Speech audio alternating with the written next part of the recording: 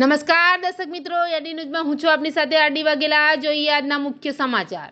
ગળખોલ ગામ સ્થિત સરસ્વતી વિદ્યા મંદિર શાળામાં શોર્ટ સર્કિટને કારણે આગ। સદનસીબે શાળા છૂટ્યા બાદ આગ લાગતા 400થી વધુ વિદ્યાર્થીઓના જીવ બચ્યા।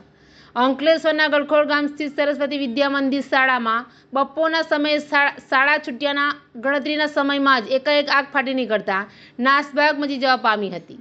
ગળખોલ ગામના પુષ્પવાટિકા રહેણાંક વિસ્તારમાં આવેલ સરસ્વતી વિદ્યા મંદિરના અંગ્રેજી માધ્યમના પ્રાઇમરી વિભાગના શાળાની બેમજલી ઇમારતના નીચેના વર્ગખંડમાં એકાએક આગ ફાટી નીકળતા નાસભાગ મચી જવા પામી હતી।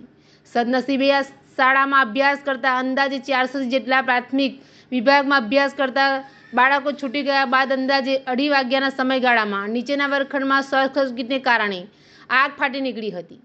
ગણતરીના સમયમાં આગ નીચેના અન્ય વર્ગખંડમાં પ્રસરી જવા પામી હતી।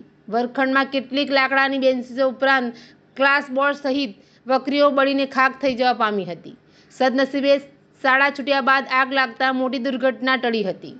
એક તરફ ગળખોલ ગામના રહેણાંક વિસ્તારમાં સાંકડી ગલીઓ હોય આગ બુઝાવવાના આવેલ નોટિફાઈડ ફાયર બ્રિગેડનું ફાયર ટેન્કર શાળા નજીક પહોંચી શક્યું નહોતું। જો કે સ્થાનિકોએ શાળામાં લગાવેલ આવેલ ફાયર સિસ્ટમ તેમજ પાણીનો વ્યાપક છંટકાવ કરી આગ ઉપર કાબૂ મેળવ્યો હતો। શાળાના આચાર્યએ જણાવ્યું હતું કે શાળા છૂટ્યા બાદ આગ લાગી હતી અને વર્ગખંડમાં કોઈ જ વિદ્યાર્થીઓ હતા નહીં।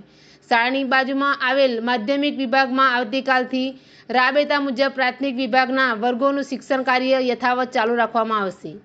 એડી ન્યૂઝ સાથે રિપોર્ટર જયેશ પ્રજાપતિ, અંકલેશ્વર।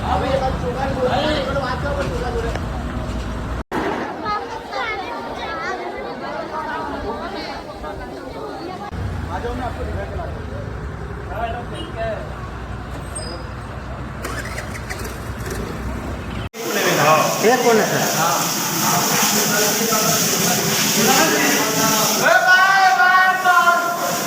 देखिए हम कितना काम किया है।